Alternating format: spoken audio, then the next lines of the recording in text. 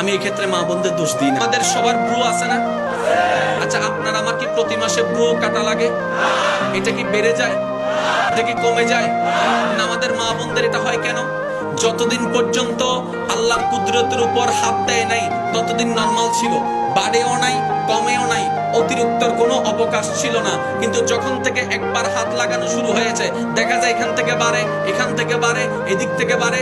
3-4 মাস 5 মাস 6 মাস Bru flock না করলে অগোছালো হয়ে যায়, একদম অসুন্দর দেখা যায়। আমার মা বোনেরা ওই সৌন্দর্যের দিকে ফোকাস দিতে গিয়ে আবার ব্রু ফ্লাক করে বারবার করতে থাকে। হয়তো 20 বছরে করবেন, 30 বছরে করবেন, 40 বছরে করবেন, কিন্তু আপনি তো যখন 60 বছর হবে, আল্লাহ চাহে তো যদি হায়াত থাকে 70 বছর হবে, তখন তো আপনি চাইলেও তার ব্রু ফ্লাক করতে যেতে পারবেন না। এটা আপনার বয়সের সাথে ম্যাচিং হবে না, আপনার শরীরের শক্তির সাথে ম্যাচিং হবে না। কিন্তু তখন যদি আপনার এই ব্রুগুলো এমন হতে থাকে, এবার আমার মা বোন যদি কোনো জায়গায় কেউ যদি বলে আমি তো ভাইয়া ভুল